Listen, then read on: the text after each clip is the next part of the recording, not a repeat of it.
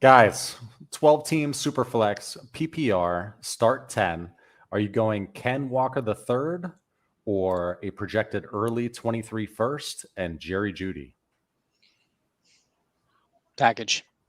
Oh, you're going Ooh. package. This is where we could tell that the season's getting upon us because I'm going to take the Dynasty RB2 here in Ken Walker. Do you know do you know how many targets he had last week? He started getting used in the passing game. I know that. How many? Yeah, he had four. I Now, it thought he had doesn't 5, but 4. Go doesn't ahead. seem like a lot, but it's a 500% increase over the previous week when he had 2. I don't know if that math is correct, but it's a giant increase. Yeah, I'm fine with holding on the Walker unless I get something actually primo back. Are you going Ken Walker or T Higgins and call it a late 23 second? All right, Higgins in the second. Interesting. Shane takes Higgins in that trade, Yes. yet won't take the early first and Jerry Judy in the other trade. I think I go Ken Walker in the other trade because I think Jerry Judy's actually, I mean, he's a useful potential flex even in a start 10, and you're getting an early first. I think I'd take Ken Walker over T Higgins. So useful is a strong word. Useful is a strong word. Kind of. It's just interesting that our process is a little bit different, and I'm guessing you probably expected me to agree with you on T Higgins, but I think I would go Ken Walker. I want to aim a little higher. I want T Higgins and a first-second swap if I'm doing that. Okay. I mean, look, I would definitely try it, but at the end of the day, if they kicked it back to me or were like, no, this is the best I could do, I'd be like, all right, well, then we have a deal, my friend, even if they weren't my friend. So, Scott, obviously context comes into play with everything. These are in a vacuum, right? But when you take the package on that first trade, going with the early 23 first and Jerry Judy as opposed to Ken Walker, what's your reasoning behind that? What are you going to do with that pick? Just give some strategy thoughts. Why you're taking that package? I mean, obviously, if Ken Walker becomes one of these running backs that's a 20-plus point per game running back and you're trading him away in the midst of the season where that's taking place, then you're potentially losing the deal. But that's the only way you're losing the deal. That's it. If he has Josh Jacobs' career shy of like the first 4 or 5 games of this season, you're not losing that trade. So you're basically just trading away placeholder production. I know he's young. I know he has insulation to where as long as he doesn't get hurt, he should have even more trade value than that. But that's not really the question. The question would be like, are you committed to trading Ken Walker, and can you get an early first and a mid first for him? I'm assuming you can't.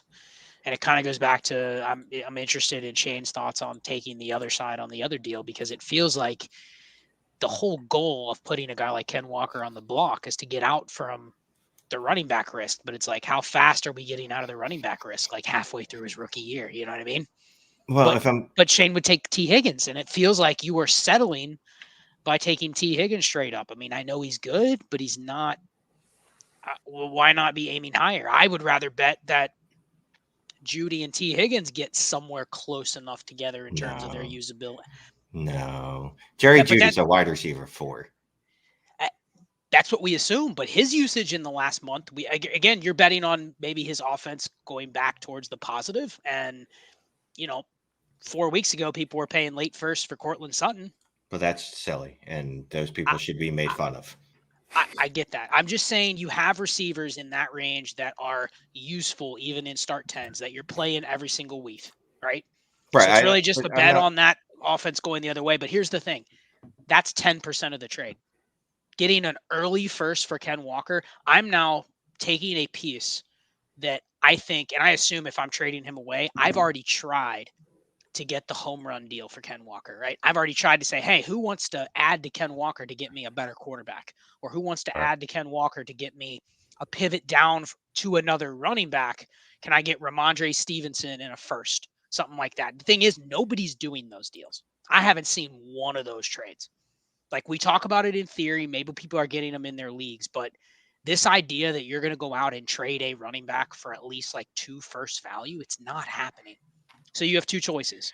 You ride him out and you hope he produces at a difference-making level, or you take the best package you can. And I think the package is the process part. We just disagree on Jerry Jeudy. So go ahead. No, because Jerry Judy's not good. I mean, look, I was all about Jerry Jeudy coming into the season. The guy's a wide receiver 4. He's consistently shown that what he's at. That's what he is.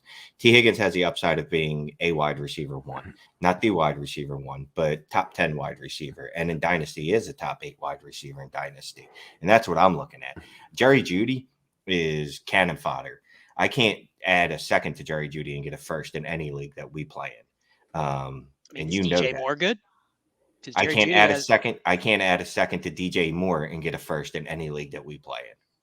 No, I'm just asking if you think DJ Moore's good, because Jerry Judy's actually outscoring DJ Moore in the season. Look, I've conceded that DJ Moore is a wide receiver at 2 at best. That's what he is. But there's a big difference between wide receiver 2 and wide receiver 4. Judy's had what, 3 good weeks this year? 3. I'm just saying, 3-year career. I agree with I'm basically taking one of the very few circumstances where I'm going out on a limb and saying, and you're going to scoff when I give you these names.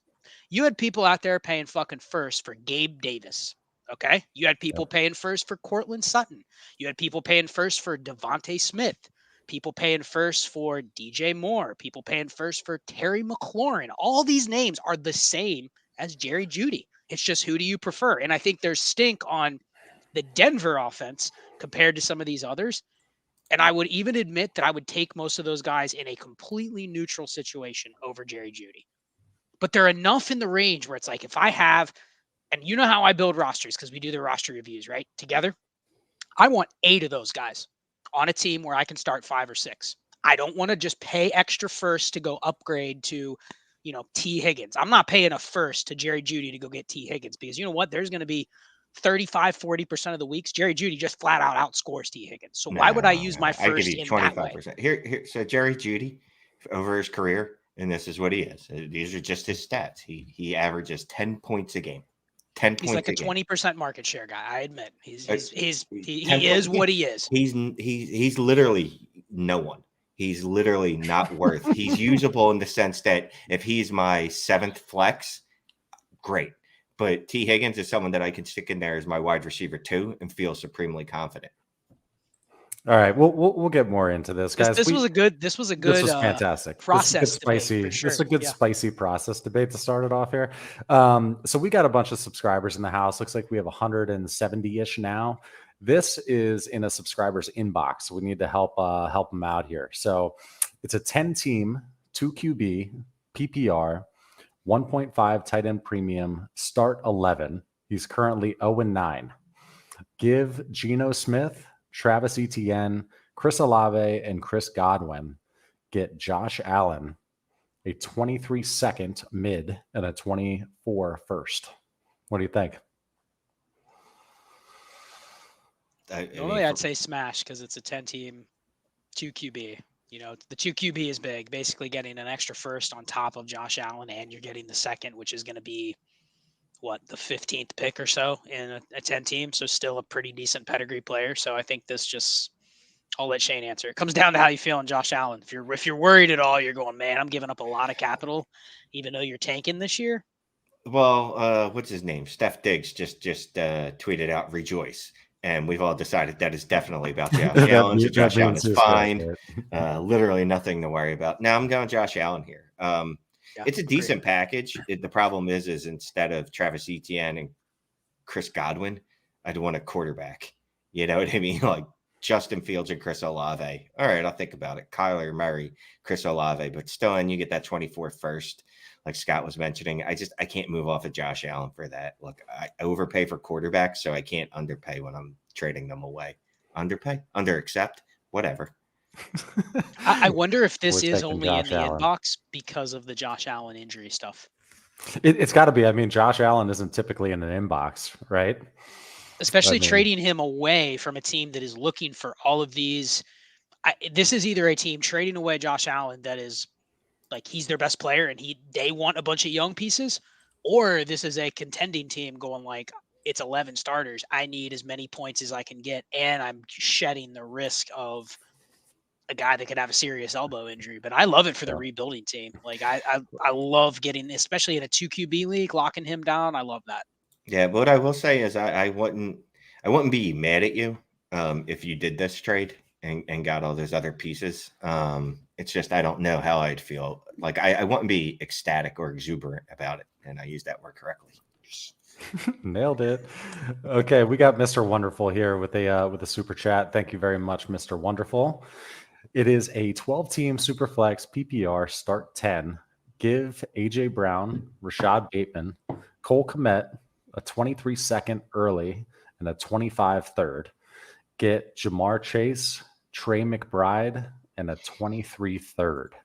He has Herbert, T-Law, Lamb, Higgins, Judy. I think we just talked about him, right? Garrett Wilson, Christian Watson, 3 first, couple seconds. Should he negotiate more, he asks? What do you think? So we got AJ Brown, Bateman, Kmet, a second, a third for Chase, McBride, and a third. I mean, we should always try to negotiate for more if we can. But if this is the deal on the table and they're like, take it or leave it, I'll take Chase here.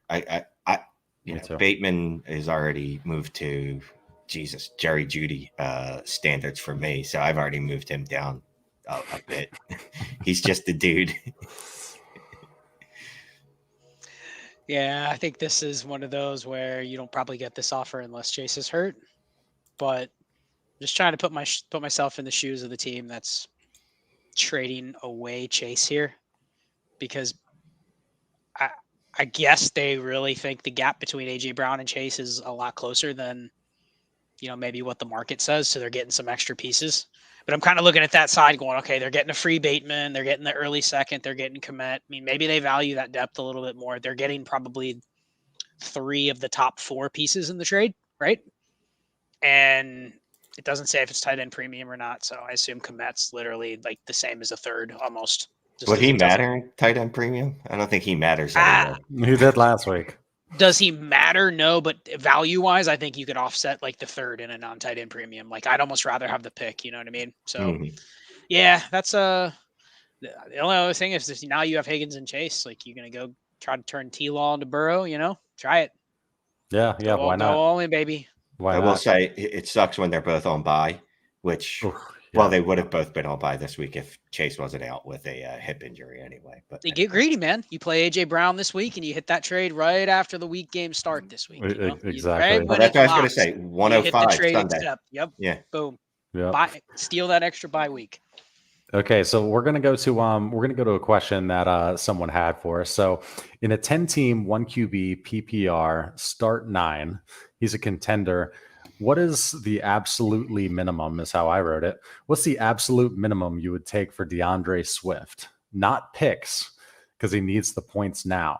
This is what's kind of interesting. So wants to pivot off of Swift, not for picks, but for a different player who's going to score more points than DeAndre Swift. What do you think here? I thought this was an interesting question.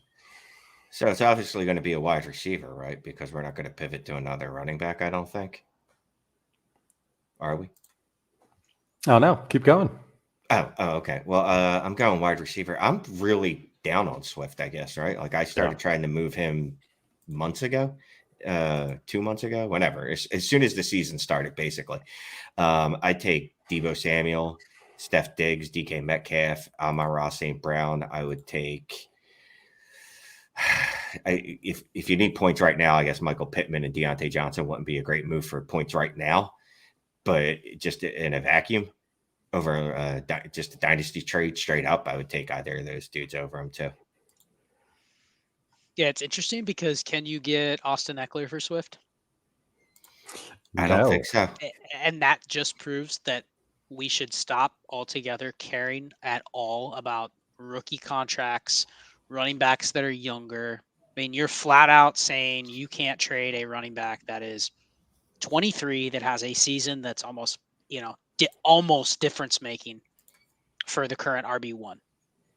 And like you couldn't even get it straight up because the person is just going to look at Austin Eckler and be like, yeah, he's better than Swift. So I don't care about next year. I don't care about 2 years down the road because I think we've started to come to a place in Dynasty where people realize just because they swap Austin Eckler for DeAndre Swift, there's no guarantee that DeAndre Swift's not destroyed next year. Like you don't get anything extra because you're buying a few extra years. Maybe if you're going from a 6th-year running back to a rookie, you're getting something extra. But just because you're going down a couple years or you're buying a 3rd or 4th-year running back, like what does that mean? So can you get Derrick Henry in a second for Swift? I would do that. I would do that in a heartbeat. I think, but that's a problem. I don't think I don't can. even if No. Derrick Henry owners like, why would I do it? I'm good. You know, they've already kind of conceded Derrick Henry's just gonna fade on their roster. So Yeah. I think you do have to go for a receiver and get the receiver points. Like that's your only option. I don't think you go and say, hey, Christian McCaffrey, Nick Chubb, Austin Eckler, Saquon Barkley, Derek, like all those people are just gonna be like, nah, I'm good. I'll keep the guy I have. And you know what? If he gets hurt, he gets hurt. And most of those guys that Shane mentioned wide receiver wise, I don't even think you can get them. Like I don't think you can get DK Metcalf or DeAndre Swift right now. So how many points is Swift averaging? Deontay. How many points is he averaging per game? I just take a guess. I'm gonna guess 17. I'm gonna guess 12. No, your Clay's a little low. You got to give him a little more credit. It's 16. He's still a top 12 running back. Yeah. But just take a gander at some of the receivers that are around 15 to 16 points per game. And you're going to go like, yeah, no way I would trade those guys for Swift. Like you're not trading Jalen Waddle. No. You know, would you trade Devontae Adams for Swift? No. And like Devontae Adams is like the extreme He's version 74 years old. He's the receiver everybody knows they should get off right away, but yet, like honestly, Shane, are you giving up your Devontae Adams if you're contending for DeAndre Swift? Well, no, but I wouldn't trade an old person for a wide receiver or an old person for a running back because that's just a lateral asking for danger move. But especially one that's already broken, that his team doesn't even trust him to have more than like 10 touches a game. Right. Right. And I mean, the points don't even matter because you go a little bit lower and it's like, oh, Chris Olave, he's around 15 points per game. CD Lamb, same thing. But you get laughed at if you try to get those guys. You know, like that's where the running back market is. I don't even know where you go. You got to take on some risk if you're going to get rid of Swift because I think everyone sees him as very risky. Yep. So we've got 221 eyeballs in here. Well, actually, it's 221 people. So Shane, what's the math there? 221 times 2. 314. That's correct. So we have 314 eyeballs in this room right now. Thank you very much for joining, guys. If you wouldn't mind taking those eyeballs and looking down and hitting that thumbs up, we'd appreciate it. Those likes help us out in the eyes of the algorithm that YouTube created. Guys, on the thumbnail and on a lot of Dynasty minds, if we want to get cheesy with it, Justin Fields, man, we've got a show that we're going to be releasing on him soon. Hopefully you'll check that out and enjoy it. But let's talk Fields or Deshaun Watson right now. We have to make the move right now. Deshaun Watson. Fields or Dak Prescott. Fields. Okay. How about Fields and a late 23 first or Kyler Murray? I think I'll go Fields in the first. Yeah, I'm starting to come around on that.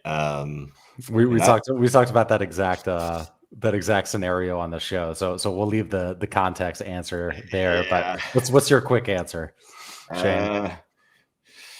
It's changing. It's fluid. I'll just say that it's fluid. And that's fair. That's how this Dynasty community is these days, right? But no, seriously. So is he the real deal? I mean, are you trusting that he can be a good Dynasty asset that you're willing to spend up for right now? Shane, you always talk about how you're not afraid to spend up on quarterbacks. Are you going to spend up on Justin Fields? Yes, and not to steal thunder from our show, but as I said on the show, it's not about am I paying cost right now? Is this the cheapest I'm going to be able to get the player for the foreseeable future, right? Like if you could have been told, all right, and obviously you don't hit all the time like this, but if you could have been told you could have bought Jalen Hurts last year at cost at this time last year, you probably would have been like, oh, he's so expensive. I don't know if I want to do that. You look back now a year later and you go, yeah, I probably should have done that. That would have been pretty good move to do. And that seems like the Fields trajectory. I'm going to say it's real. And like I said, what I really like is that they traded and got him a weapon. They said, oh, you did good. Here's a present. So in the offseason, we're going to absorb some enormous wide receiver contract and add it to our roster. Yeah. Quick thoughts? Well, we covered a lot on the show, and I'll just say this. Like, we've We were definitely critical of Fields like a month ago, as was like 99% of the community. You see a lot of people out there saying, "Oh, I've never wavered." It's like bullshit. A lot of people wavered that were in on Fields, and they just sometimes we have a lot of trouble getting past the situations that we see week to week. That's one of the downfalls of everything being so reactionary. Like we take 1 or 2 weeks and we're like, oh my gosh, it's the end of the world. This is exactly what they're going to do for the rest of the guy's career. I still think Fields has, like, that's why I would take Watson over him, a couple other quarterbacks in the same range. I still think he is one of those guys that's going to have to earn the passing efficiency stripes to be seen as like, clearly we're turning the keys over to him forever. Yeah. But at the same time, he's entered the mix in a 4-week span. He has entered the mix to now where you can take Fields. You have options if you don't believe or you don't think he even gets to like the Jalen Hurts job security level. You can go down and you can get a plus, but you also can add him to a trade and go up. And we talked about that on the video. Like when you go down far enough, and you're trying to pivot down for a certain quarterback, you go far enough down and you're like, I don't even want those guys. And that's how the quarterback landscape feels. After you get outside the top 12 to 15, everybody else is all the same. They're all placeholders. They offer no value if someone's coming to you with a package and being like, Shane, hey, I want to get your Justin Fields. I'll throw Ryan Tannehill to you. Yeah. You're like, it okay, reminds yeah, sure. you. You'll throw him in, but that's it. It reminds you why you maybe shouldn't trade him away in the first place. You know, if somebody that's the oh look, we got a Facebook like. Shane, is that your uncle on Facebook again? 100% chance that that's no, it's a different name. It's a guy named Brad. It's not your uncle Shane. Do you have another uncle named Brad, Shane? Maybe it's my uncle. No, I don't know. Bentley, thank you very much for the super chat, man. He's got an inbox trade. 10-team Superflex PPR start 8 rebuild. Give Deontay Johnson, Tyler Lockett, and an early 23 second. He thinks like 202 to 204. Get Jahan Dotson and the 23 107. Okay, so give Deontay Johnson, Tyler Lockett, and an early 23 second, or Dotson and the projected 107. What do you think?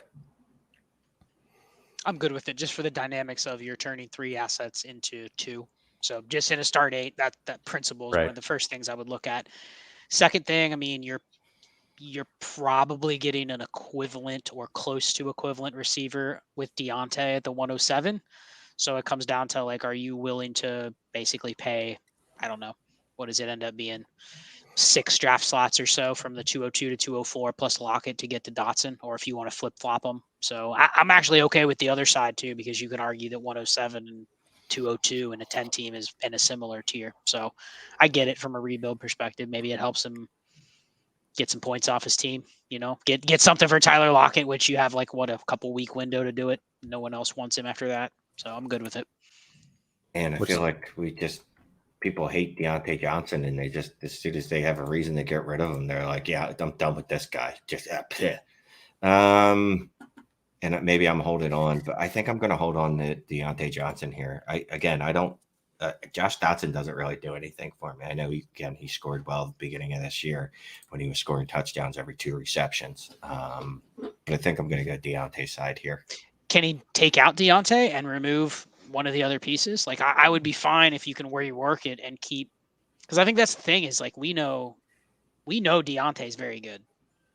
And actually I was looking a little bit deeper into some of the passing stuff today. Like Kenny Pickett actually could be okay in terms of being a distributor, right? So like I kind of want to buy some Deontay Johnson. So I don't want to trade him away in a rebuild just because he's always going to be 26, you know, like maybe I want to keep him. So I see where you're coming from. Yeah, he's always a tough guy, which is why I would lean the get side, just because the 107 is a more live asset than Deontay Johnson's ever going to be. And if you're in a rebuild, you know, he's like the Kirk Cousins of wide receivers. Yeah. But no, it's a good trade. It's a good trade. It sounds like we didn't help you, Bentley, but hopefully we gave you some ideas, some process behind our non-pick there. Okay, thank you. Let's go to another super chat here, and then we'll hit a non-super chat. We got Stephen Hines. He says he's hesitant to move Walker, hoping for more elaboration on the deal. I know it's great value. Any reason to hold? Continued. And did you get the continued? Yes, here we go. You did. Nicely done. Nailed it. 10-team, 2 QB, half PPR, start 10. Give Ken Walker the third, Christian Kirk, an early 23 third. Get Chris Olave, Devontae Smith, Khalil Herbert, and a late 23 first. Oh my God, I'm slam dunking that Olave side. Slamming the get side. Yeah, if I could get Olave for Walker straight up in pretty much any league I'm in, I'd take it. That's where I am with Olave now. Even half PPR? Yeah, even half PPR. Slam dunk? Okay. Yes. But then you also give me Devonta Smith in the late 23 first for Christian Kirk in a third, and then a free Khalil Herbert, which I don't know. That's probably worth something to someone somewhere. Yeah, I mean, in a late first and a 10 team plus Khalil Herbert, like you kind of have to look at that and say, okay, maybe it's not Ken Walker, but it's something where I can get closer to filling that running back void that I just traded away. Mm-hmm. Christian Kirk, I mean, I think him and Devontae Smith kind of occupy the same slot, but I prefer Devontae Smith. He has probably a much more flexible window to move if I ever wanted to make another deal. Like if I wanted to trade for a running back later in a time where I'm contending. I mean, he doesn't say whether he's contending or not, but I think it's almost like pure value. You just take the get side and then, roll with whatever you want to roll with going forward. So, yeah, I think I agree with Shane. Okay, thanks again. This one's great, and I don't want this to derail, but here we go. Shane contributes heavily to the conversation, but never looks like he's paying attention, even when he's speaking. LOL. Greg, you are spot on.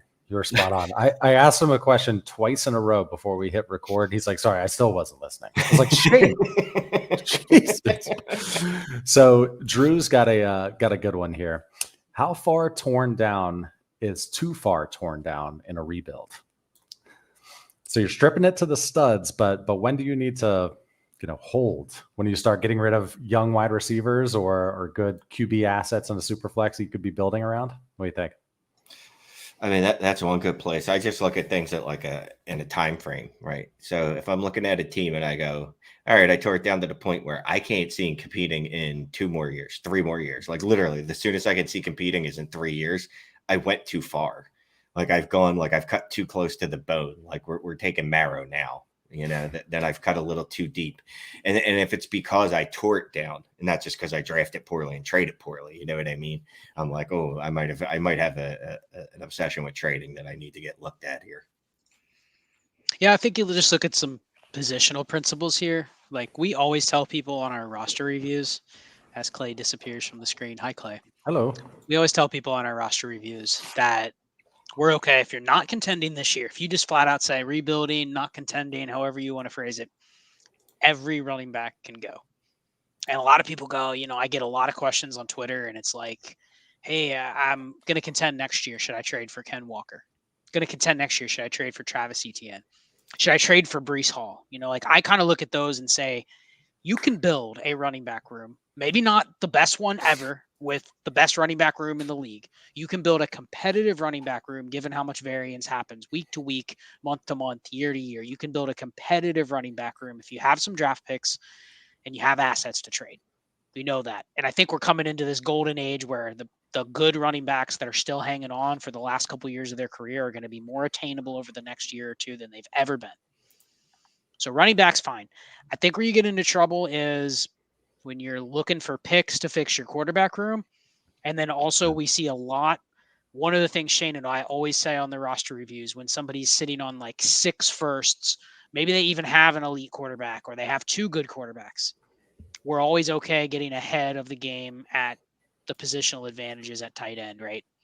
So even if you're not competing, if you can go buy Mark Andrews at the end of the season or Kyle Pitts, like you're okay doing that. I think that's where it's worth taking a shot. Everything else, I mean, doesn't it feel, I'm going to ask your opinion on this, Clay. Doesn't it feel like you can make a competitive receiver room if you're willing to pay the market price for decent receivers? Sure. And same with running backs. Like you can pay a second for next year's. You can get like a Damian Harris and an Eno Benjamin, and you get 2 of them in a trade for a second. You can build a competitive running back room with like 1 or 2 anchors if you're willing to pay the price. So why why care about what it looks like a year out, So I think it's really just stripping it down from a roster construction standpoint where you have too many things that you need to achieve in a short period of time. And real quick, touch on in a 1 QB, because we obviously go off of Superflex because that's our preferred format, if you will. But what about rebuilding too much, tearing it down too much in a 1 QB? So are we keeping that conversation the same way, except instead of building around, expensive or drafting quarterbacks, would you rather draft quarterbacks as opposed to spend up for the elite ones and focus on, tight ends? What are your thoughts there? That was a good clunky question for you. Your question confused me. Well, I think Shane and I see this the same because we see a lot of 1 QBs in the roster review. I think we're always chasing at least one that has top 6 upside. And if you have to pay for that a little bit earlier or a little bit ahead of the market, then that's okay.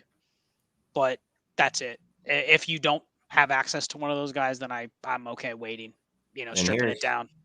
Yeah, and here's where Scott can back me up on the roster reviews. Like, I've been talking about Justin Fields, like paying up a first for him in 1 QB leagues for weeks now, because, you could see the crooked scores, right? Obviously, he's not going to put up 40 to 55 points a game like he did last week, but that's in his range. Like a Pat Mahomes, there's a week where he could throw 50 attempts or 68.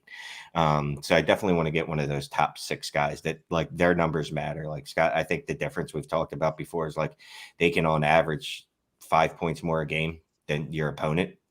That's a pretty good weekly advantage every week thrown out there. Yeah, it looks like Scott just threw up on the screen here from Tommy. Would you trade a late 23 first plus Davis Mills for Fields in a 1 QB? He's got Hurts. See, you already have Hurts, right? So the reason we do this is for that advantage. You already have that advantage. So now you're just, I don't want to say you're wasting assets, but you're replicating, duplicating an advantage you already have. So I'd rather use that at somewhere else that I would need it. Got it. That's why I put that up there, because I get this type of question a lot. Don't pay market premium for insurance. Don't look at your roster and go, man, if Jalen Hurts gets hurt, I'm going to be screwed. Worry about it when it happens. Same with running backs. Like, if you have Derrick Henry and Nick Chubb, you don't need a third running back in the same tier in case one of those guys goes down. Hold on to the flexible assets for the longest period possible. Hurts get hurt, then you go after Fields. But, like, don't buy it. Don't buy your insurance at the premium price. So that's why I threw that question up there. Thanks for letting me run the ship for a little bit, Clay. Oh, thanks for sharing. Let's go to Dave. He's got a super chat. Thank you very much. What's up? I have an important message after this for Drew. Okay. Okay. Sounds good. Okay. As I was. Outbox trade. 12-team PPR, Superflex, start 10. Give Ken Walker III, Michael Pittman, and an early 23 third. Get AJ Brown and a mid 23 first. Anything you'd be willing to add? Sure, I'm smashing this. Well, so anything you'd be willing to add, I assume he's saying, is there anything you want to add to the Ken I think Walker he needs side? to add to the give side if he wants to get the get side. Yeah, I'll add 3 seconds. You think it's that big of a difference, huh? He just throws out 3 seconds randomly. Because 3 seconds is like intimidating. When someone says you 9 seconds, you have to think about 4 thirds. Seriously, you go, well, I don't know. Like, I don't want 1 second really wouldn't matter to me. And 2 seconds is just kind of, but 3 of them. Ooh. Yeah. I don't know. I don't think it's as far apart as you think. But okay, so you'd add a bunch of seconds on there. So you're taking the get side easily. We're all on the get. We'd take Brown over Pittman or over Kenneth Walker, right? Right.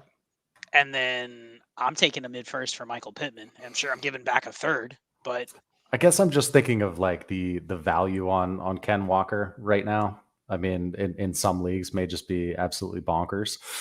Well, is where my head was at. Speak your thoughts, Clay, because Shane took T. Higgins over Ken Walker earlier. I did.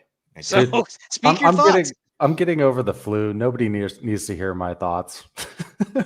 Well, so a lot of times, and let me just put this out there, right? When you come to us with, hey, this is an outbox trade or an inbox offer I have, I'm assuming you've done the legwork in your league, right? Because that's usually when I go to people and I'm like, hey, what do you think about this trade? I've done the legwork and I'm like, this is literally the best package I could come up with, or this was the best deal that I could come up with. But if you can always try to get more. Like if you have Ken Walker right now, you should be going to the Jamar Chase owner and going, Right.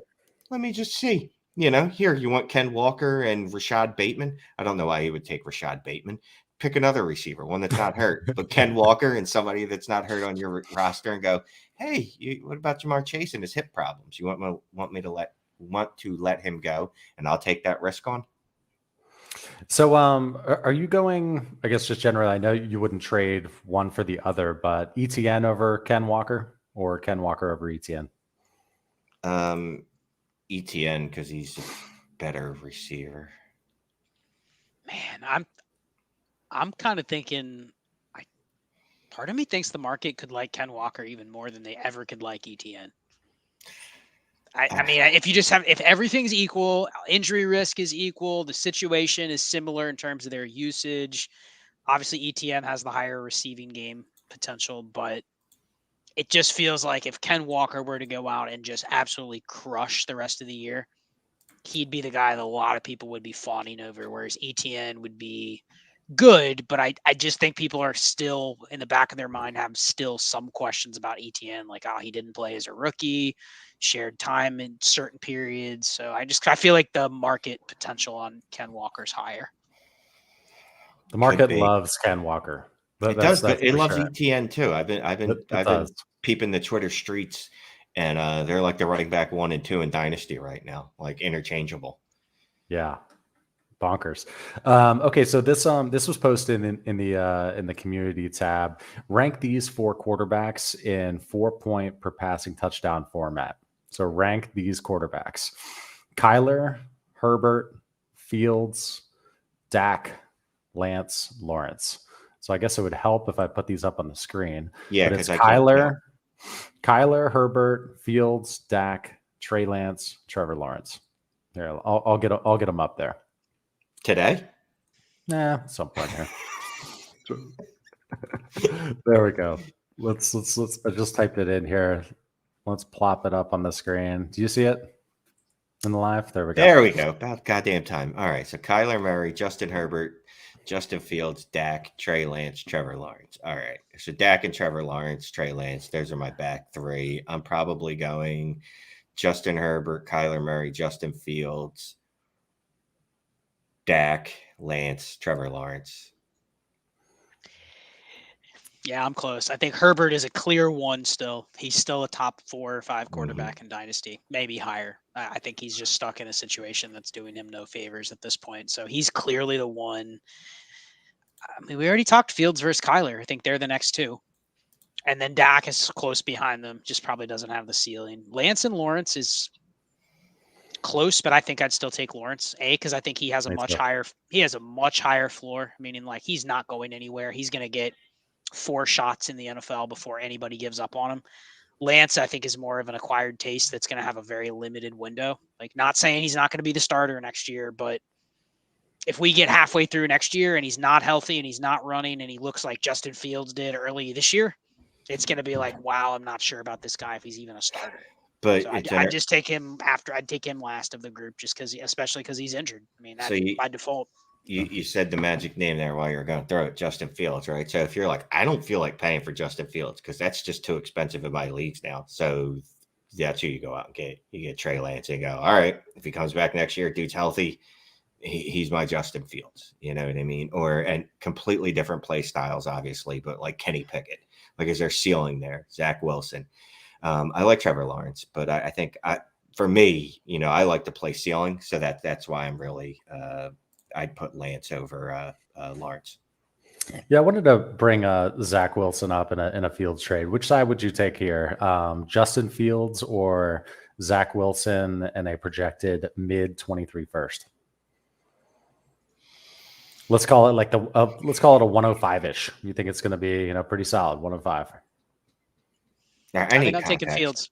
I'm taking Fields because I think Fields, like I talked about earlier, he gives me the asset that I can go and at least strike at any other asset in Dynasty. The person may not want Fields, but if I offer Fields in a trade and I'm trying to go get Justin Herbert, it's not an insult. you go with a mid first and Zach Wilson to Justin Herbert. It's like, man, they're not really offering me anything. Yep. Well, that's just Okay. me. Jack Wilson's a person. Let's go to this super chat, and then I saw a few inbox trades that we're gonna rip through. We'll try to do rapid fire. We've already got 40 minutes in here. Dustin, thank you very much. 12 team, 1 QB, start 8. Top team, give Breece Hall an early 23 first, a mid 23 first. Get Saquon Barkley, T. Higgins, and Cortland Sutton. I have Josh Allen, CMC, Jacobs, Metcalf, Waddle, Judy, Kelsey. So definitely going for it. I'm good with it. I mean, going after a championship. Can you take here. out the mid first and Cortland Sutton because he's basically useless on your team? But that's what I first thought. Clay was Dustin. Yeah, YOLO. You're going for the championship. You're rolling out Barkley, McCaffrey, Josh Allen, Waddle, Kelsey, Higgins. Yeah. DK, like that. I mean, if you don't win with this roster, things just went south. So I'm okay with it if that's your all-in move. Yeah, the other dude, that's where he made his profit. That mid 23 first at Sutton, and the age from Breece to Barkley. But otherwise, yeah, no, I like the Barkley Higgins Sutton side. Okay, well, make the move, Dustin. Get that ship. Get that ship. Okay, thank you very much. Let's go. I saw a few inbox trades in here that you guys started. Thank you very much. Let's see how quickly we can go on these. Ready? Connor, inbox trade, 1 QB, PPR, start 8, 10 team. Give a late 23 first, Gabe Davis, Brian Robinson. Get T. Higgins and an early 23 second. Done. Get. Where's Gabe Davis been? Is he injured? I'm just wondering. He hasn't done anything in 2 weeks. There's usually excuses for that. Anyhow, go. Yeah, right. Okay, let's go to this next one here from Mark. Inbox trade, 12 team, half PPR, super flex, start 9, no tight end premium, and rebuilding. Give Dulcich, get James Cook. See, I don't want Dulcich really in this format at all, but at the same time, you're getting almost nothing, especially like James Cook in a half PPR is not what I'm aiming for. So, like, can I give a third in Dulcich and get a second in the start 9? Like, I would rather do that than take James Cook. I don't even think Shane wants James Cook in a half PPR start 9. Like, it's just clogging his bench. I don't want to talk about it. Move on to the next trade. Yeah, don't do this. Don't do it. Don't do it. And reach out to Shane and get his thoughts on James Cook after the show. It's JCA, James Cook's Anonymous. All right. Dalton's got another one here. Inbox 10 team Superflex start 9. Here it is. Give Dulcich. I jacked up his name again.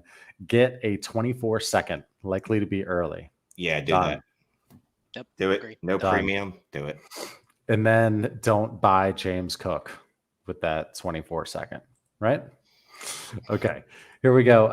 And one more inbox trade, and then I'm sure we have a super chat in here. So 10 team, 2 QB, PPR, 1.5 tight end premium, start 11. Say the name, Clay. Did I already do this one?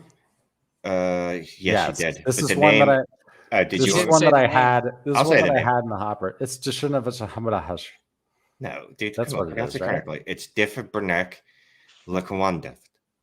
It's not that hard. It actually sounded pretty nice coming off your tongue there, Shane. Here, let's go to a different one then. We will go to Mr. Wonderful. 10 team Superflex PPR start 11. Give a 23 second early Dulcich. Get Deontay Johnson. This is a follow-up from a roster review. What is Deontay Johnson worth in picks? So first off, what's your thought on that trade? Give up the second and Dulcich and get Deontay Johnson. Goddamn, yes. Immediately. He's definitely worth Greg Dulcich in a 23 early second. How about that? Jesus, I'd even spell his name correctly to get the deal done here. I'd had that A before the E. But, dude, I'd love getting Deontay Johnson for something like that. You're definitely getting him off of someone that never liked him in the first place. and just acquired him because they were like, oh, I guess I have to because he's scoring. But now they're like, oh, I can't wait to get out. And they just got out for whatever they could. So Deontay Johnson worth in picks. Would you, let's say it's a projected, 112, 111, 112. What would you rather have? That or Deontay Johnson? Deontay Johnson. DJ. Yeah. Okay. What about 108? Deontay. Yeah, that's probably right on the line. I think if you trade one of those picks, it's fair. Even up to like the 105, 106. It's just when you trade away a 105, 106, you're probably giving up more options that you have potentially to make a better move or make a different move.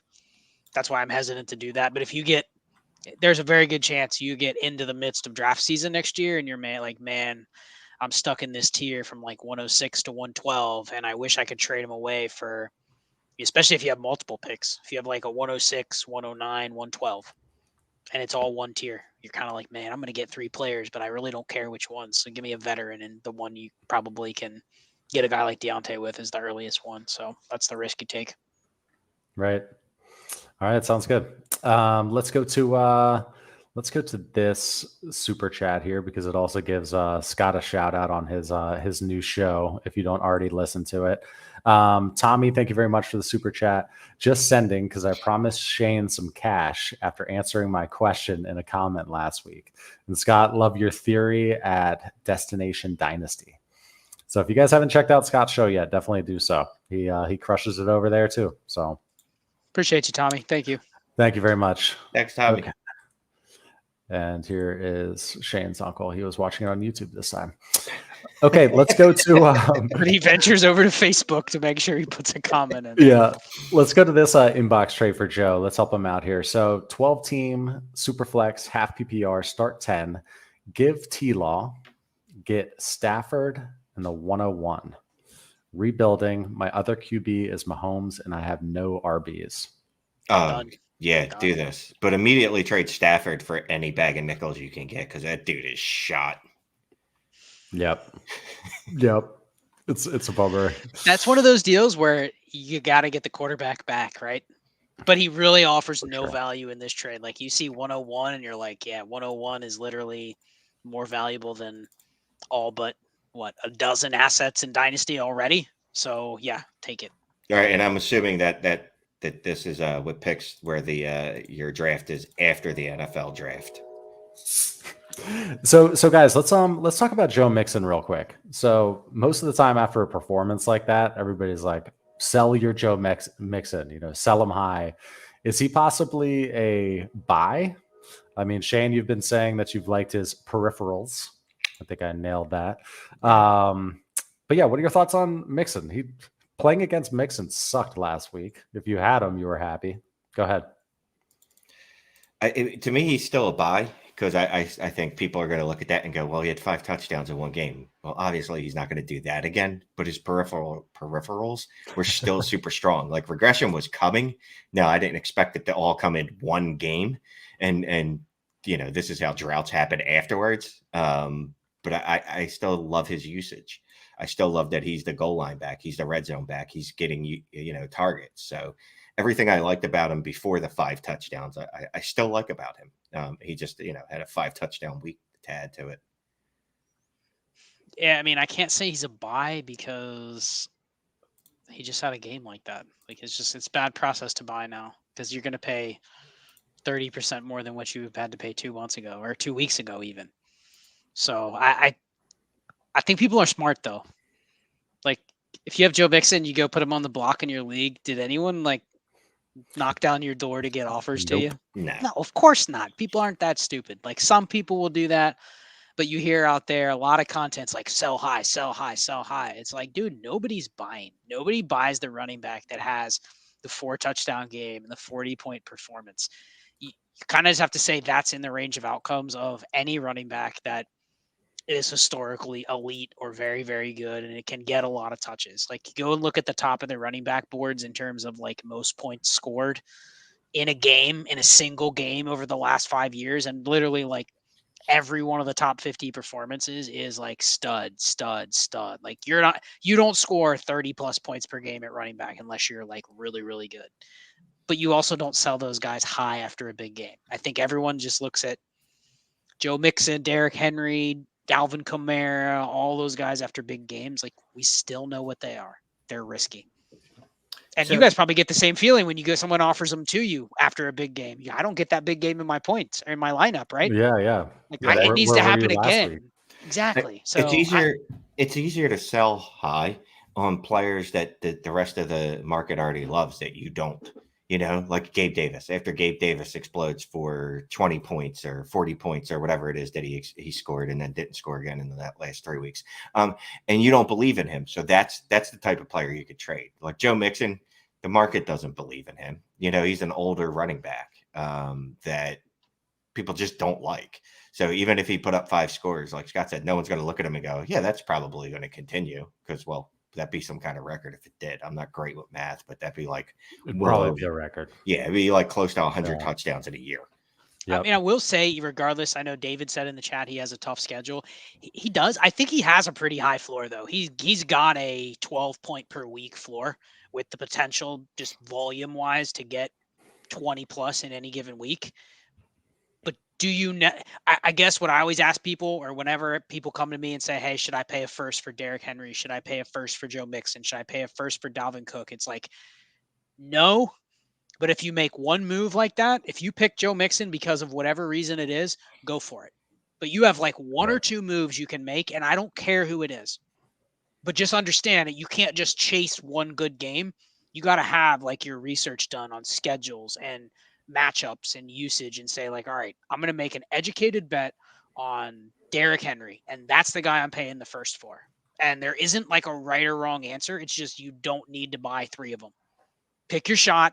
Shoot your shot, but you don't have any place where you can waste doing that. You got like one shot. So if you want it to be Mixon, go for it.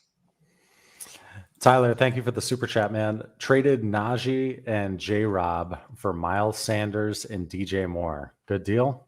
Oh my God, yes. Yes. I mean, who would you take right now? Miles Sanders or Najee Harris? He's getting probably the 2 best players on the trade. Yeah, and I know we probably say Najee, like, okay, similar to Sanders, probably prefer Najee, but do you really? Like, I want to ask Shane this: who is looking at the Najee J-Rob side, going, "Give me that side"? Oh yeah. No, you know what it is? It's people get attached to names. People get attached to what they saw last year, right? And they go, "Look, Najee is just going to turn it around, and he's going to get 90 targets again." Never mind that he did absolutely nothing with those and he was completely inefficient, and he'll get 24 opportunities a game, and never mind the fact that his yards per carry was absolutely horrendous last year. So they're just looking at what he did last year as opposed to like really peeling it back and going, oh wait, so he got a ton of targets but he wasn't efficient with them, and he got a ton of carries but he wasn't efficient with those either. And you take that away and now you have what you have. He's like a running back 3 at this point. It's crazy how things turn. We have 267 people in here right now. This is awesome, man. Happy Tuesday. Happy Election Day Tuesday. If you would just double check, you hit that thumbs up, we'd appreciate it. We also love it when you guys help each other out in the comments after these shows. Like, yeah, partly it helps us out because it's hard to get to all the comments and questions that we get from these, but it's just cool to see the community helping each other out. Got some smart folks here in the crowd, just as smart as we are. So we just happen to have a YouTube channel that we talk on that wasn't supposed to become this. I appreciate the feedback too, honestly. Yeah. We appreciate everything. Trolls, you can F off, but yeah, everybody else, good to see you. Good times.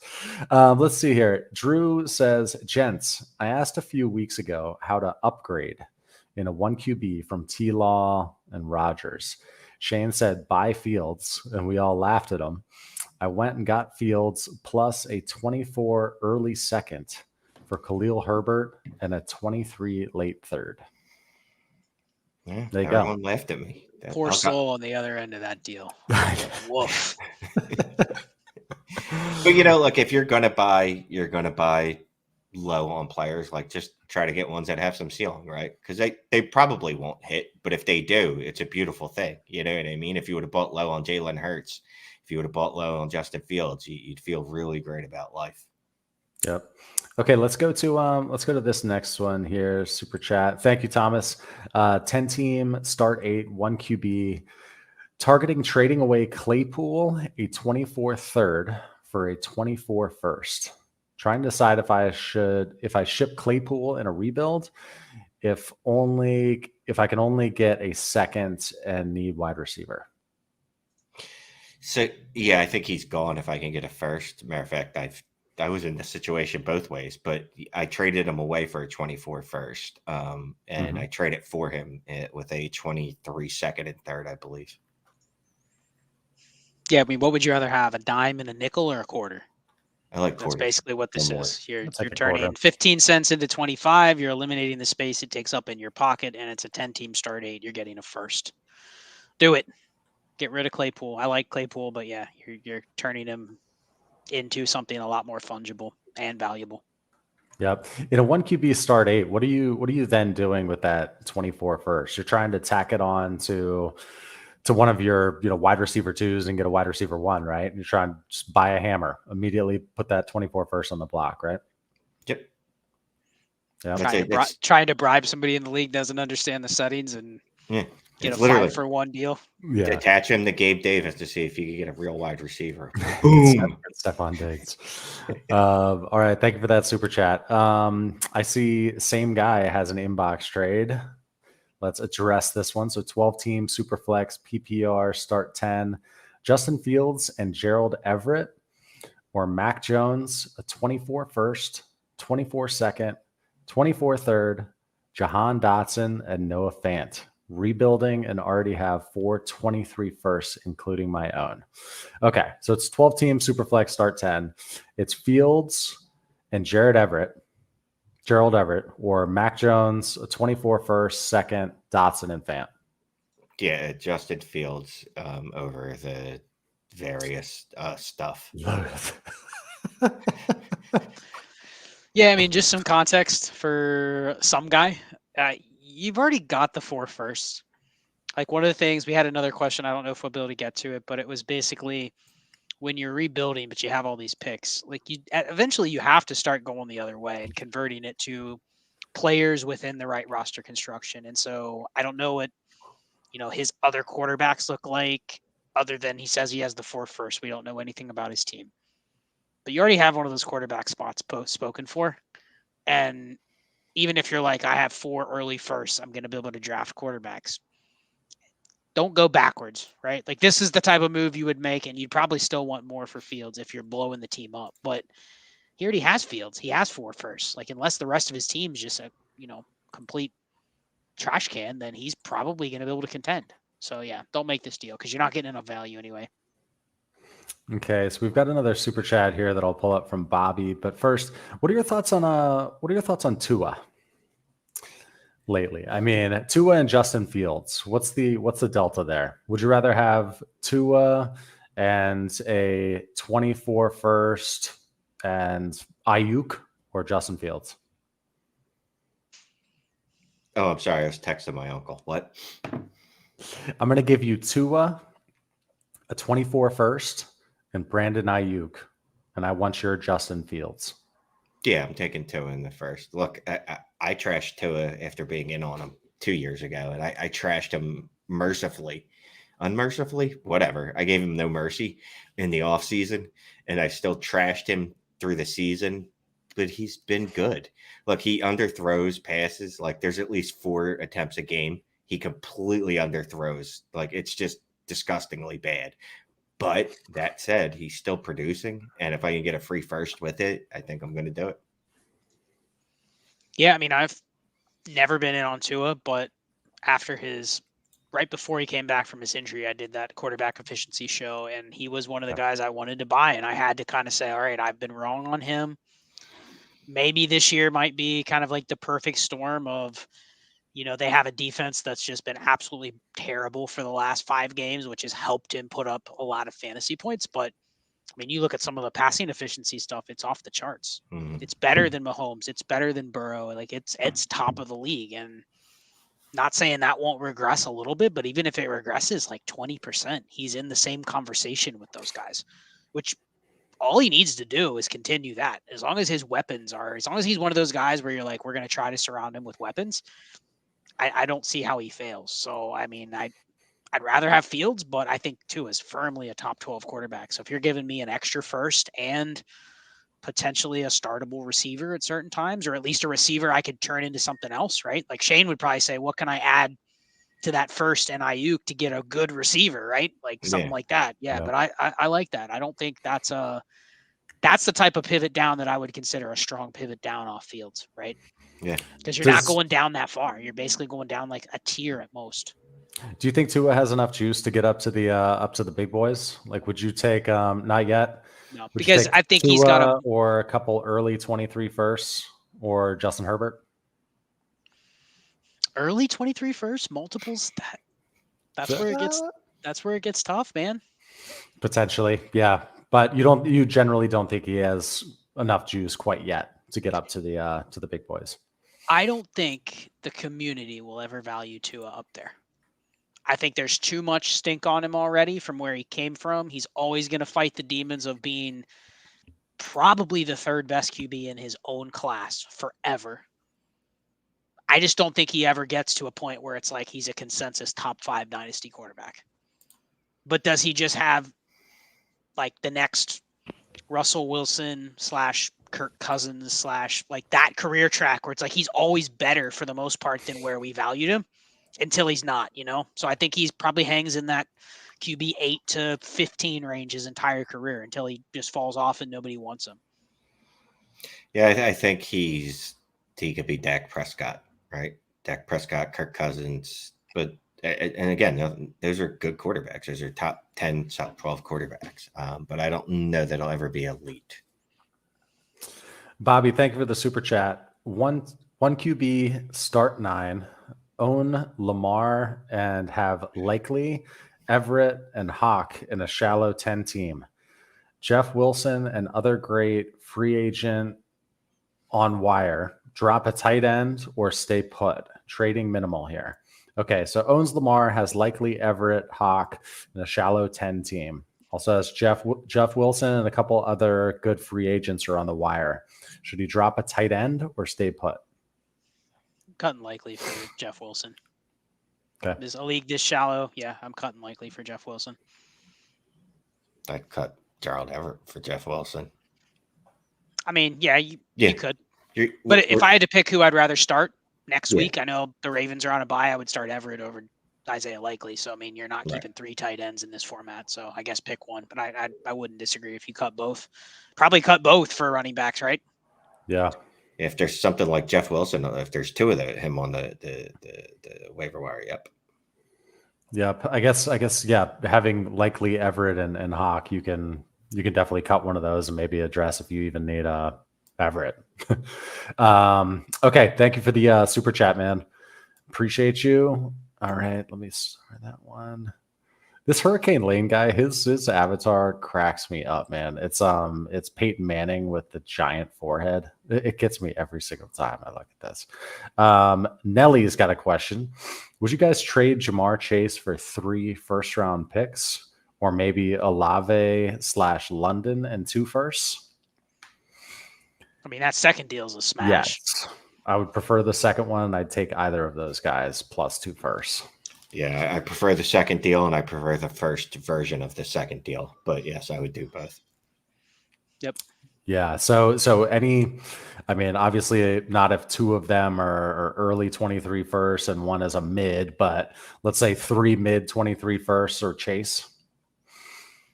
I mean, if it's single QB and 2 of them are like outside the top 8, then you're kind of getting to the point where it's like, okay, it's not really 3 firsts, but then if it's the 101, 103, and it's random 24 first, then you're like, you're going to smash that. So not all 3 firsts are created equal. Let's just say this, generally a non-quarterback, if someone's coming to you with 3 firsts that are legitimately like middle of the pack, random, one of them potential to be really high, you can almost justify trading any skill player when you're getting 3 firsts or more, no matter who it is, regardless. Yep. Okay, let's go to this super chat. Thank you very much. I gave Khalil Herbert and Dulcich for Ridley and a late 23 second. Worth the gamble on Ridley? I have Kirk. What should I be looking to get for him in terms of pick/young wide receivers? This is a 12-team half PPR. That's a great deal. You got a second too. Yeah, I mean that's a really great deal, to be honest with you. I love that. Kirk, I don't think you're going to be able to trade him for anything that's going to make you happy. And rather than just trade him for a couple random seconds, I'll probably just hold on to him. Yeah, or go roll and get. We don't know if it's super flex, how many starters, anything like that. But if it's 12 teams, start 11 or something like that, super flex, go get T-Law. And then add another dynasty team. This can be your Jags triple stack team next year. And go get another team and fade them entirely. Have you guys seen some trades on Ridley in your 7,400 leagues between the two of you? What's the latest one you've seen, or one of them that you've seen, Scott, that you recall?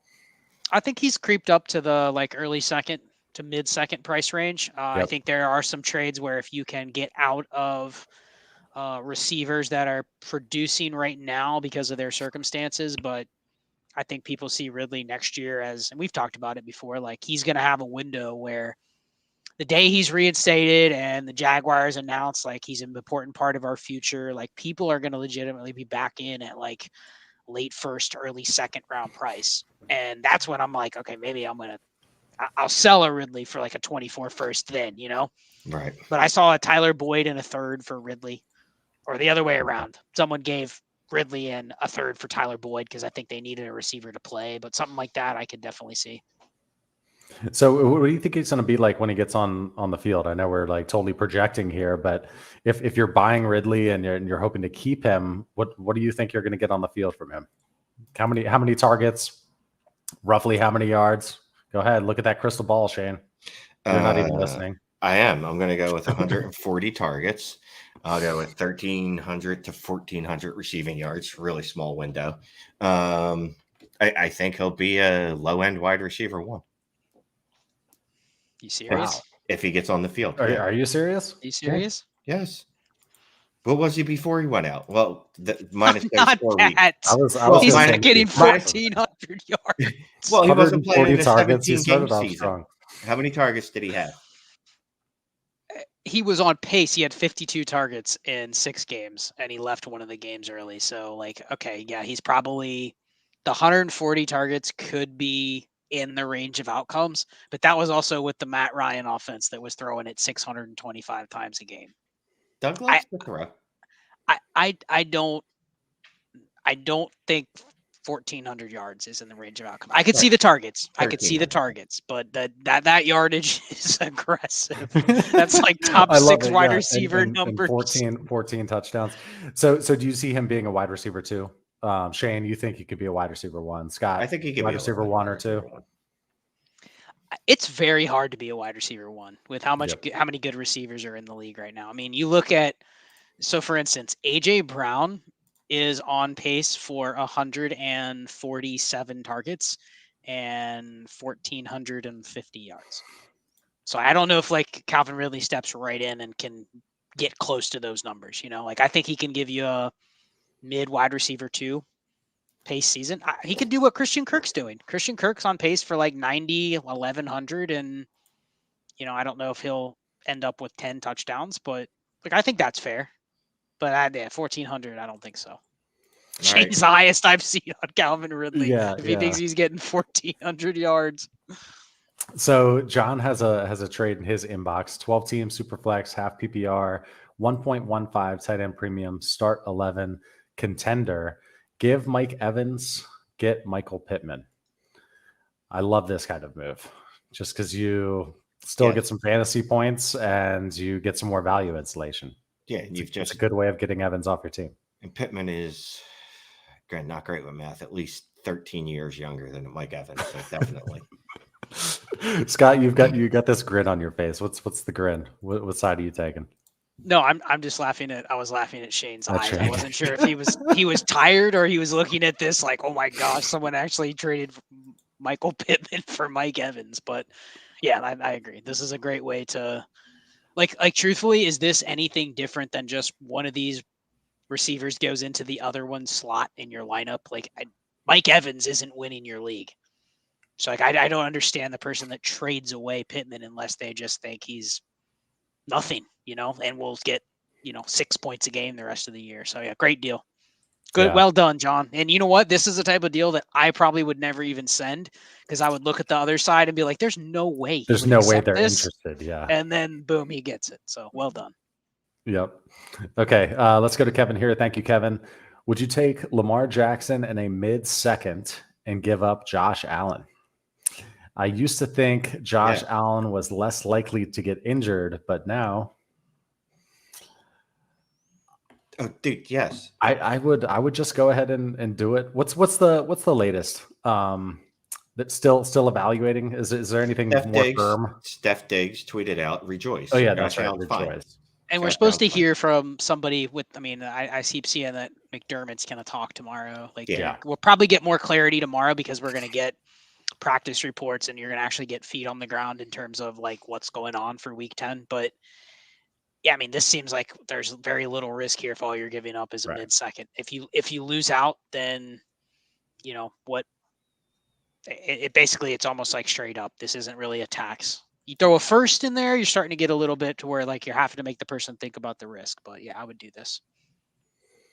Okay, so you would take Lamar Jackson in a second and give up Josh Allen. Yes.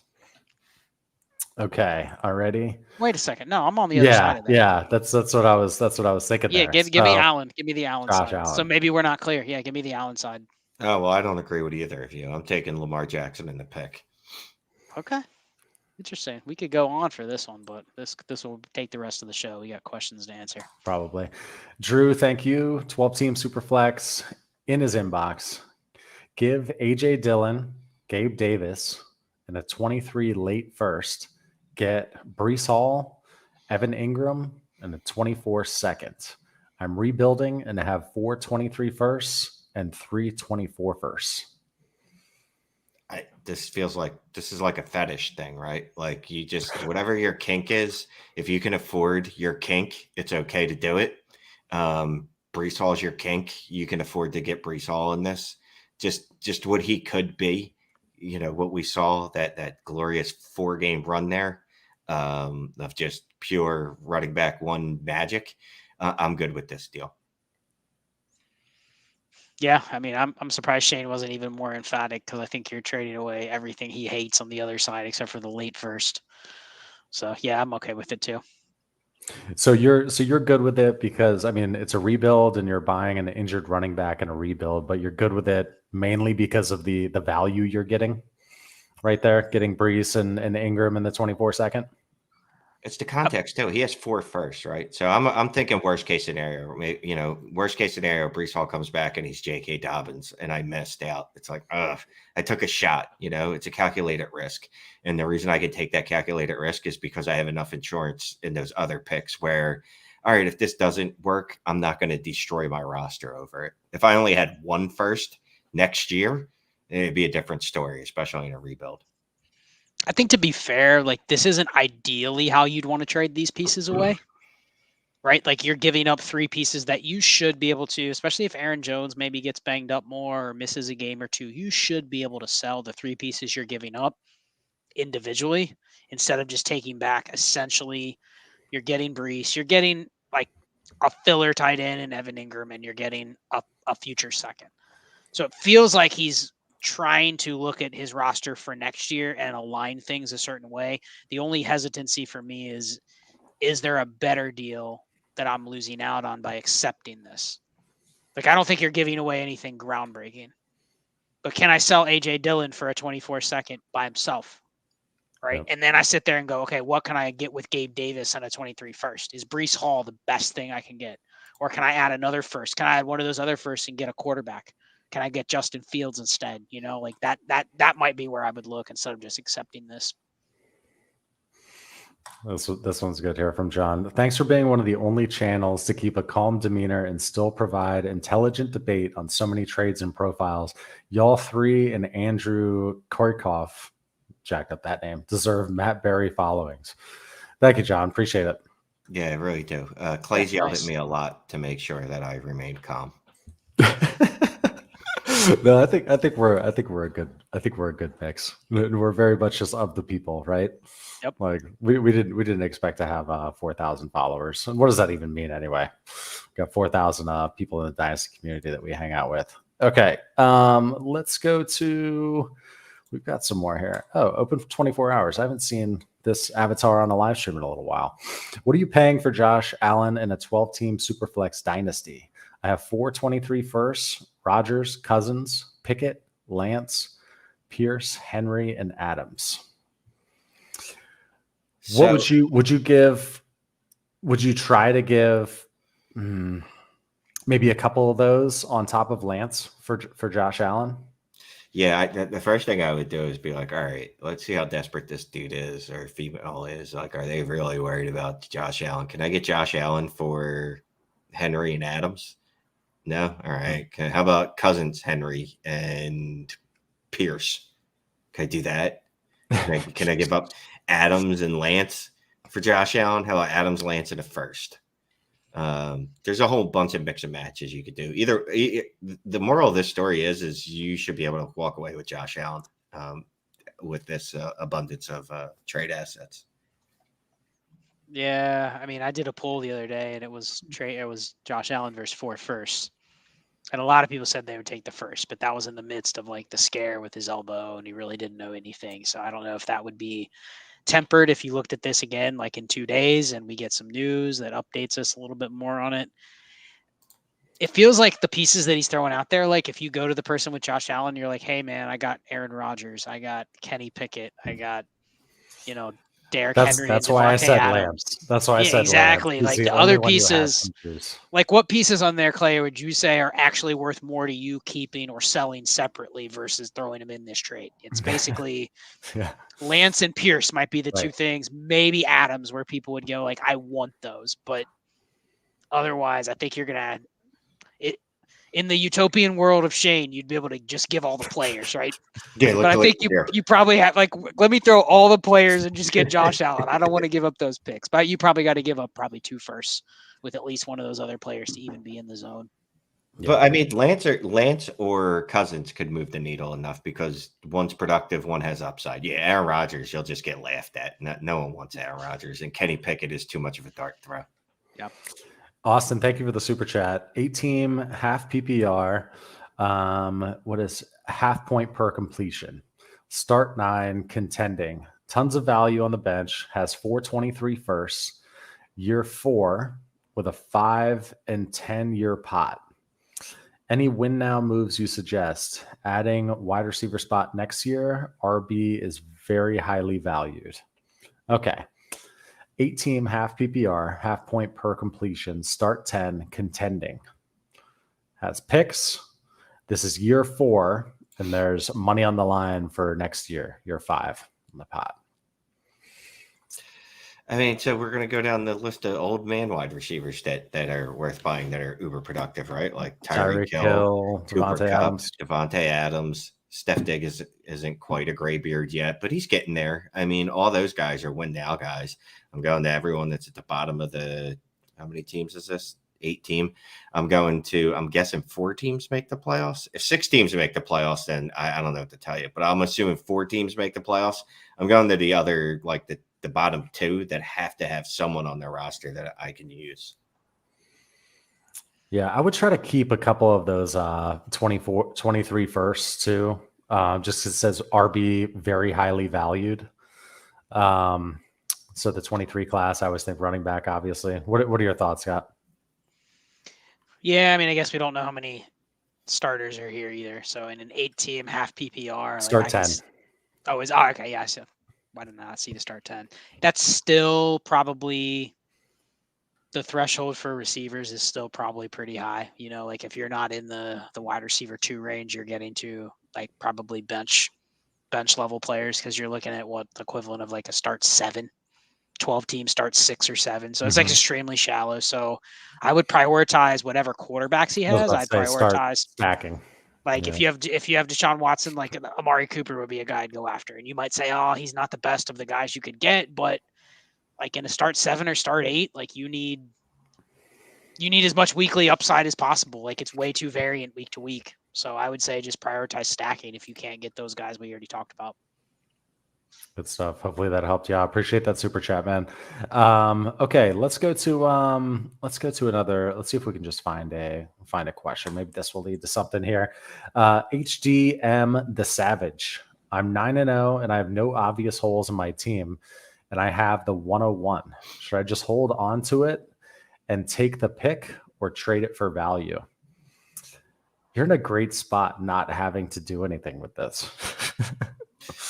You know? Yeah, I mean, like, so I'm no obvious holes. So I'm assuming that means he's got a couple top 10 wide receivers. He's got a couple top 5 running backs, or just a slew of productive running backs that, maybe not dynasty value, but production wise are fine, and a high end tight end, and his quarterbacks are stacked.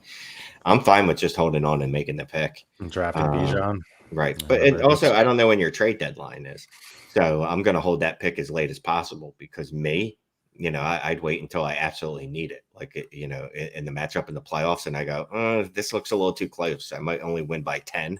You know what I mean? Let me trade this pick and see what I can get. I mean, we don't know the format, but if let's just say it's not a super flex, which he doesn't say if it is or isn't. If it's not, then I think the only guys you would trade the pick for would be like Chase or Jefferson. And I'm still not probably doing it for Chase until he comes back. So it's like Jefferson's the only skill player I would probably trade the pick for right now if you just wanted to get a player. And that's it. And then quarterbacks, it's like the top 6 or 7. It's like literally there's really only like 6 or 7 players total, maybe up to 10 that you trade for the pick. That's it. So you can't get those guys, then you just hold it. Yep. Good spot to be, though. Okay, let's see here. Inbox trade from Gavin. I'm a rebuilder in Superflex start 10. Trade Dak Prescott, get Jerry Jeudy, a mid 24 second, and the 2023 301. No. God damn, no. You're missing like 2 firsts or so. If it's a rebuild and a super flex, that would be giving Dak way too cheaply. Yeah, Dak's worth like 4 firsts, and you're getting at least 2 firsts back in the value of Jerry Jeudy. So you're still missing a couple more. No, just kidding. Yeah, you're not getting enough here. You definitely got to get something more than. That's one of those offers where someone sends you that, and Shane blasted on his podcast, so that's a trash trade. Yeah. Matter of fact, Gavin, go ahead and send me that to Dynasty Trades HQ at pod@gmail.com. We're going to blast that as a trash Dynasty trade offer. Thank you. Thank you for providing me with more emails coming in. We got this message too from Austin. Submitted a DM on Twitter to get my team reviewed. It's super unique league, and I'd love some feedback. Appreciate your videos, guys. LFG. Thank you, Austin. I'll keep an eye out for that DM on Twitter. If you've sent me a message or an email and still waiting to hear back, I've got you. I'm actually on a trip right now. I'm in Nashville, Tennessee, getting over the flu in a hotel room. But hey, I don't have any kids in this room tonight, so it's gonna be fantastic. But I got to give a presentation to 200 real people in person tomorrow. So let's talk Dynasty in the meantime. I'll sweat that later. Okay. Here is one 12-team Superflex. Would you trade Kyler for Watson? Trying to lose the next 2 weeks to get a better draft pick in 23. Very young, mid-table team. Yeah. At this point, Watson hasn't played it all this year, and he's moving ahead of Kyler. And I still love Kyler, but like they're rough, close enough for me that I would trade him straight up, especially if it helps me move up my pick. Yeah, I don't hate it. I think everything equal, I would take Watson over Kyler. So it's really just how much do you need the next couple weeks? And he says he doesn't. So yep, do it. Yeah, Kyler versus Watson. Yeah, that's a good one. It helps you out getting that better draft pick too, and you don't look like a clown sitting Kyler. Okay, I guess that's Iowa fan, huh? Okay, let's hide this comments here. Thank you for that super chat, man. Let me pop this up super quick from Austin. Christian Kirk for Pittman, rebuilding. Pittman. Sure. Scott says sure. Scott agrees, but he's not. It didn't make it move down there. Let's say that. I see Gabe Davis slander on here. Let's see. What's our next one here? We'll go to a super chat. Yeah, let's cut off the what is it? Hour and 24 minutes in. Let's cut off the super chats, por favor. I'm gonna have to get some sleep at some point here. Yeah, we've got a lot. Oh, and who's this Scott Connor guy? Clay is an effing stud. Well, that's a nice avatar. I like that. That is. Someone stole mine. Yeah. Is that a show? Kidding. Okay, let's see here. There was one that I had spotted. Tucker G24, 1 QB, PPR, start 9, traded Swift, a 23 first, which he projects to be 107 to 110, and Jahan Dotson for Garrett Wilson, and an early 23 first, could be 101 to 103, and a late 23 second and third. Good deal? Yes, very good deal. Yes. This is an awesome deal. And I like that you even got a second and a third thrown in. Like, no, this isn't quite enough. I haven't beat you to death in these trade negotiations quite yet. I need a little more so I can finish you off. So I love this deal. Yeah, like shallow league, you're already giving me the two best pieces, but you got to throw in that second and the third just to make me feel even better about myself and make you feel worse. So yeah. Tucker G24, you lit this one up. Well done. Would you take Garrett Wilson over Swift right now? Yes. Pretty easily. Yes. He didn't even let you finish. He was saying yes. I mean, right. I mean, it's hard. His rookie year production is going to hit, I don't want to say like elite metrics, but it's going to be close. And I mean, we already talked about Swift. He's a fledgling asset, unfortunately. Yeah, he just doesn't have any juice right now. You can't trade him. Don't even try with a couple shares I have, and then the shares I do have, I have Jamal Williams as well. So if you like send an offer where it has Jamal Williams and Swift, that just makes it look worse. You know, it's like, hey, I'm giving you his handcuff, which is very necessary. Thank you, Tucker. Appreciate that super chat. Let's go to Mark's here. Hola, tres amigos. That's the hell? Three. That's Spanish for three amigos. Yes. What the hell are we doing with Treylon Burks? Cut bait and re-roll with a high 23 second rounder or a 24 first? He's starting to give me bad vibes and costing me some sleep. Let's help Mark sleep here, man. We don't need Treylon Burks messing with his sleep. I'm good with re-rolling for a 24 first. For a 23 second, I'll just hold. Yeah, 24 first is easy. If it's a top 2 or 3 pick in 22 or in 23, I'm okay with that too. I mean, you're giving up a little bit of probably pedigree. Like you're probably not getting a first round receiver there, but like you can't sell him for what you drafted him at, and you can't look at where you drafted him at this year and say, oh, 105, 106, 104, and see that's equivalent to 23 because it's not. And so this is the type of move where you are truly getting out at 85%, but you're hedging a lot of your risk because I will say for sure a 203 or better next year is going to be a valuable pick. You just may not have the same profile potential, but that's the classic getting out before it falls further. So and that's the thing about Burks, right? We're already at the point now where he almost has to come out and smash over the last whatever amount of games he actually can play in, or his historical comps are going to be really bad. And I'll just throw this out here. We haven't talked a lot about it, but historical comps, even if you're injured and you don't produce in your first year, typically as a wide receiver, you don't go on to produce at a high level. So he's already at the point where it's like he's got to come back, and he's got to come back like wheels going. Yep. Wheels going. Thank you for the super chat, Mark. Okay, let's go through. Yeah, we've got another few in here that we'll knock out, and then a couple non-super chats. So again, please no more super chats. Appreciate that. Sam from Canada. I believe the footballers would say bonjour, right? 12 team super flex start 10. Dak. No way. This is not the same one, is it? Dak for Judy, 301 and a mid 24 second. Is this the other side of that trade? Like he got Dak for Judy, the 301. Good job, Sam, if you got Dak. Yeah, I'm confused because it looks like the same trade we did earlier, but yeah, it's clear it's the Dak side. So, dude, is that a Corvette or a Ferrari on that avatar right there? Because if You're asking it's the wrong Ferrari. guy. yeah, so there's no way that a Ferrari driver is giving up Dak for Judy, a 301, and a second in a super flex. So yeah, thanks for clearing that up, Avatar. Thank you, Sam. Appreciate it, man. Let's put that one down here. 5-star Pete got offered a 23 first and a 24 first for Josh Allen.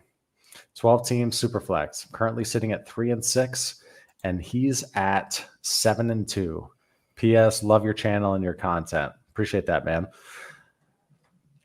No, not enough. You need at least 2 more firsts, and they can't be 24. No. One more first would get me leaning, but it would definitely have to be a 23, and I would think about it. Yeah, because I mean, value-wise, in a vacuum, Josh Allen, we call him 4 firsts, right? Like at least. I mean, there was someone in the chat earlier said they got offered 7. They offered 7 firsts. 7 and they got firsts. declined. So, yeah, it's 4 firsts, and it's also the principle that I always talk about when Josh Allen becomes available. There really isn't a price that you can pay overboard as long as you have the capability. Like, don't go into debt with your roster. Don't gut all your picks for 2 years and give up, a couple of your elite skill players just to get him. But if you have the excess, there's no issue with paying 4 first for him. So this is just way off. So, yep, got to ask for more, Pete. Yeah, and if you get into talks with the other owner and you're getting another quarterback plus picks, don't tear down too far from Josh Allen. You don't want to talk past the, Dak Prescott max, level. You don't want to go lower than that. You need a bunch of picks. Okay, thank you for that super chat and the kind words. Glad you dig the channel. Okay, let's see here. Keep Trade Cut has. Let's go to an inbox offer here. There's got to be a couple, right? My eyes are on freaking fire, man. I damn near missed my flight this morning. It was great. It was like a photo finish. It was a photo freaking finish. Inbox trade. Get JF1 and CEH. Give T. Higgins and Saquon. Josh Fields. Is that Josh Fields? Justin Fields. Yeah, I know. I was like, I just created names. I just created a player. Josh Fields 1. So, get Justin Fields and CEH. Give T and Saquon. It's a good one. I'm waiting for Shane. CEH does nothing in that. No, I don't. I could not care less about CEH right now. I think I'm leaning T and Saquon, but it's just a slight lean. And tomorrow, my answer might be different. Like, this is one of those I'd hit accept tonight, and then tomorrow morning I'd be like, oh, I don't know how I feel about that deal. This is one where you go with T or Saquon after you accept that side, and you try to go buy Tua. Yeah, right. And then you go, man, I got Tua and T. Higgins for Justin Fields, like that's where it looks a lot better. So, yeah, I think I would take that just for the value, but puts you in a tough spot for probably quarterback construction. Yeah, that is a tough one. Curious what other QBs he has to where he give up those two pieces. Okay, let's go to Joseph Super Chat. Thank you very much. 12 team super flex, start 10, 6 point per passing touchdown. Gave a late first, an early first, projected top 3. Received Kyler Murray. Have Lamar and Jimmy 7-2. Yeah, gimme. Definitely. Yep, that's how Got you do a it. Great Nicely deal. done. Mm-hmm. Yeah, that way you don't have to use that early first to draft one. See, I know there's this connotation that we have, like all we do is love rookie picks, but mostly what we like rookie picks for is so that we can go buy a quarterback like that and go, okay, I'm set there. Now I can spend whatever rookie picks I have on frivolous things like wide receivers and running backs. Yep. Thank you, Joseph. Appreciate it. Okay. Let's go on to the next one here from Garrett. Looks like this might be our last super chat, and then we'll do two non-super chats and then get out of here. All right. So Garrett, thank you. Trade 12 team, 1 QB, full PPR, 0.25 point per carry. So for every rush attempt, it's 0.25. Going for the ship, London, Higgins, a 24 second, 223 thirds, or Tyreek and the 103 in 2023. London doesn't start for me. Need an RB in 2023. Okay, yeah, you got to do It's it. point per carry, man. That this is, if you can hit on a running back with that 103, you're smashing Drake London, T. Higgins, and probably getting close to the production you're getting even from the elite receivers. So I think for that reason, it would make me lean towards it. If this was PPR, I would be a little hesitant, but still probably a decent deal. But yeah, the point per carry puts me over the edge. Dude, he's had he played 9 games and 6 of them he's had 12 or more targets. Yeah. Look, I don't like paying for old people, but this is one of those times that I would do it. Yep, and get that championship. Okay, thank you. And we'll do 2 more. How about you guys pick one each? All right, I'm just gonna blindly grab one. Oh, okay. Jesus. I play in an 8-team start 14 super flex. What are you laughing at? I play in an 8-team start 14 super flex league. How did the sorry, geeking out a little bit here. How did the value of picks change based on the number of teams? 8 teams start 14 super flex. So Scott, we always talk math. Yeah, we always talk about what is this equivalent to, because we always talk 12 teams start team. 10. So this is equivalent to like 12 teams start 9.5-ish. Maybe I can't do it that quick in my head, but it's basically, what's 8 times 14? You're looking at what, 112? Divide that by 12, you're right around like 9 to 10. So it's still shallow if you made this equivalent to a 12 team. The scarcity is different because there's only 8 teams. So you're going to probably have, like, quarterbacks are going to be easier to get because they're spread across 8 teams, but there's probably going to be some scarcity at like the flex positions as well. So you're still going to want to try to prioritize getting as many, because I'm guessing there's a lot of flexes, right? Like there's probably at least like 7 flexes or something like that in this. So how did the value of the picks change based on the number of teams? Well, that's kind of where I'm getting at is that okay. I think the picks are a little more valuable even into the second round because you're chasing as many of those running backs and skill players as you can get. So, I mean, there's probably a cutoff point, and it's probably like, I don't know, early to mid second. But you're still, I mean, in an 8 team, what's the mid second? 112 in a 12 team. You know what I mean? Mm-hmm. But it's really just as far out as you can get the skill players that are within the sweet spot of the NFL draft. So like the first and second round running backs, even the third round running backs, like there's a cutoff point there. Because like, would you even want to draft a quarterback in this league unless you needed one? Like you'd hope everybody has 3. So really what you're trying to pay for is upgrades. You're not chasing the quarterbacks in the rookie draft. So it's a little shallower from that regard, but you basically any skill player you can get that's within the first couple rounds, I'd be going after because you're going to have a lot of flexes to fill.